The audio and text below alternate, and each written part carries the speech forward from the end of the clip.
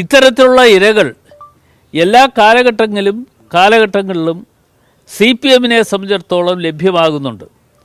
നിങ്ങൾക്ക് പഴയ കാര്യങ്ങൾ ഓരോന്നായി എടുത്ത് നോക്കിയാൽ CPM-ന് കിട്ടിയിട്ടുള്ള ഇരകളെ സംബന്ധിച്ചും അവർ നടത്തിയിട്ടുള്ള പ്രചരണങ്ങളെ സംബന്ധിച്ചും ഒക്കെ നമ്മൾക്കേവർക്കും മനസ്സിലാക്കാൻ കഴിഞ്ഞിട്ടുള്ള കാര്യങ്ങളാണ്.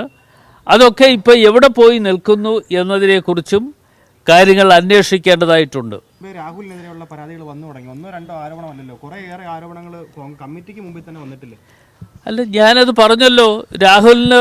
രാഹുലിൻ്റെ പേരിൽ അതിനു മുമ്പ് കേസുകൾ വന്നിട്ടുണ്ട്. എന്തുകൊണ്ട് കേസെടുത്തില്ല? ഞങ്ങളാണോ പോയി കേസെടുക്കേണ്ടത്? ഇവിടെ മുഖ്യമന്ത്രിയെ സംബന്ധിച്ചിടത്തോളം മുഖ്യമന്ത്രി വീട്ടിൽ ഈ ഇര പോയി എന്നാണ് ഇന്ന് പത്രങ്ങളിലൂടെ വായിച്ചതാണ്, മാധ്യമങ്ങളിലൂടെ കണ്ട വാർത്തകൾ മാത്രമാണ്. അപ്പോൾ ആ ഇരയെ പറഞ്ഞു വിട്ടത് എങ്ങോട്ടാ? അദ്ദേഹത്തിൻ്റെ ഓഫീസിലേക്ക് പറഞ്ഞു വിട്ടു. ഇതെല്ലാം ഒരു സ്റ്റോറി ഉണ്ടാക്കിയെടുക്കുവാൻ വേണ്ടിയുള്ള ഒരു ഭാഗമായി മാറിയിരിക്കുകയാണ്. അപ്പോൾ ഈ പരാതി കളവാണെന്നാണോ, ഈ പെൺകുട്ടി നൽകിയ പരാതി കളവാണെന്നാണോ പറയുന്നത്? പെൺകുട്ടി നടത്തിയ പരാമർശം കളവാണോ എന്നതിനെക്കുറിച്ച് അന്വേഷണം നടക്കട്ടെ. ആ അന്വേഷണത്തിലൂടെ കണ്ടെത്തട്ടെ. ആ അന്വേഷണം പുറത്തു വരണം. ആ അന്വേഷണം പുറത്തു വരുന്നതിന് വേണ്ടിയാണ് ഈ കാര്യങ്ങളൊക്കെ പറയുന്നത്. പരാമർശം ശരിയാണോ? കാരണം അങ്ങ് പറഞ്ഞ ഇരകളെ CPM-ന് കിട്ടാറുണ്ടോ? ഒരു പെൺകുട്ടി പരാതി കൊടുക്കുന്നു, ഇരകളെ CPM-ന് കിട്ടാറുണ്ടോ എന്ന തരത്തിലൊക്കെ പരാമർശങ്ങൾ ശരിയായ നിലപാടാണോ അങ്ങയുടെ ഭാഗത്തുണ്ടാകുന്നത്? 101% ശരിയായ നിലപാടാണ് UDF കൺവീനർ എന്നുള്ള നിലയിൽ ഞാൻ പറയുന്നത്.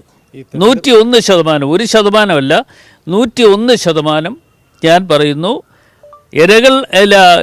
ഇരകളെ കിട്ടിയിട്ടുണ്ട് എന്ന് പറയുന്ന കാര്യങ്ങൾക്ക് യാതൊരു വിധത്തിലുള്ള ഒരു പുറകോട്ടുള്ള യാത്രയില്ല, മുമ്പോട്ട് തന്നെ പോകും.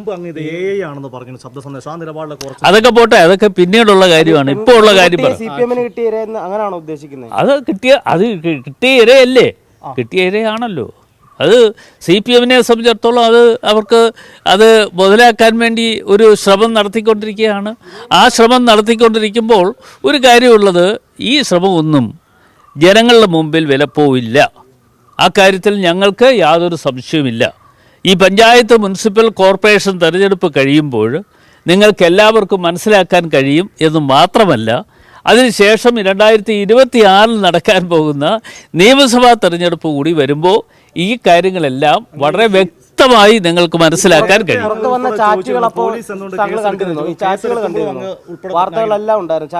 CPM-ന് കിട്ടിയ ഇരയാണെങ്കിൽ അങ്ങനെ ഉണ്ടെങ്കിൽ എന്തുകൊണ്ടായിരിക്കും ഈ യൂത്ത് കോൺഗ്രസ് അധ്യക്ഷ സ്ഥാനത്തു നിന്നൊക്കെ മാറ്റുന്ന തീരുമാനം? അത് ഞങ്ങളൊരു തീരുമാനമെടുത്തല്ലോ പാർട്ടിയിൽ ഞങ്ങളൊരു തീരുമാനമെടുത്തു. അദ്ദേഹത്തെ മാറ്റി നിർത്താൻ പാർട്ടി എടുത്ത തീരുമാനമാണ്.